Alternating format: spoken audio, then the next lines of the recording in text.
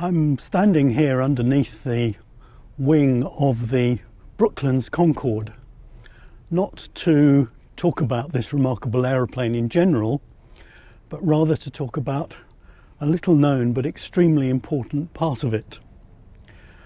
Most discussion, of course, around Concorde tends to centre on how difficult it was to enable it to fly extremely fast, twice the speed of sound and up to 60,000 feet in the air. But in fact, it was equally difficult, if not more difficult, to enable it to fly slowly. And quite remarkably, it was the same very influential mathematician who was to provide the answers to both of those challenges, flying fast and flying slow. Her story starts in Germany during the Second World War at the Aerodynamics Institute, or AVA, in Göttingen.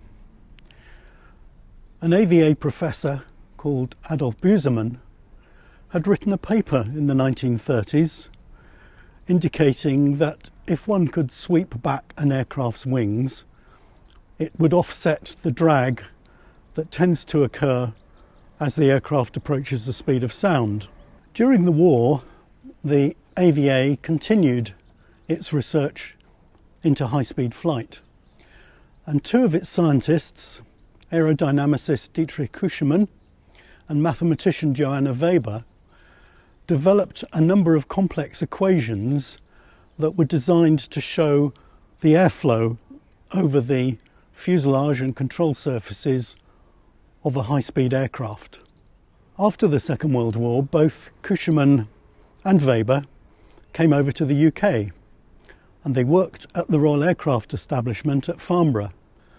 They were working on the development of high-speed wing designs, and these designs were made available to companies like Handley Page, Vickers and de Havilland's, and were used on the Handley Page Victor bomber as well as on the VC-10 and Trident airliners.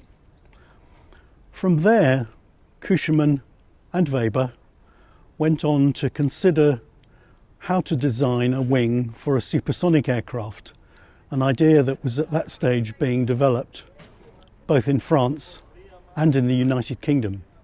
Johanna Weber was a shy, modest person who rather shirked the limelight, but it was Dietrich Küchemann himself who acknowledged that it was actually her work that developed the slender delta concept that came to be used on aircraft such as the Concorde.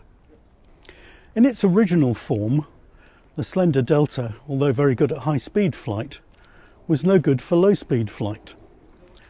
It required the aircraft to fly at rather a high angle of attack, and that created a lot of drag, was difficult to control, and risked stalling.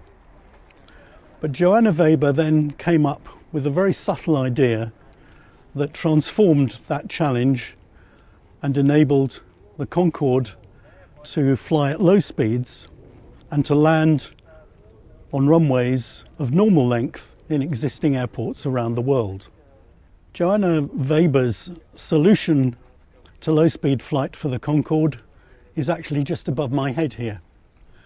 And it is a very, very subtle droop to the leading edge of the wing on a section here that has the dark black anti-icing strips.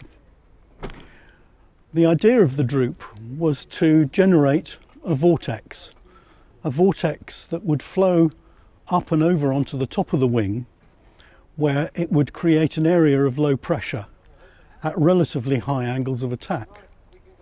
This area of low pressure contributed to the lift and therefore enabled the Concorde to fly slowly and under control.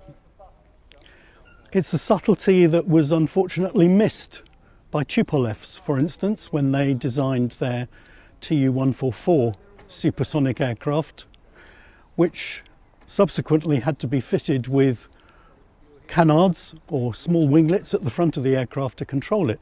These created extra drag and unfortunately adversely affected the performance of the 144, which was never a great success.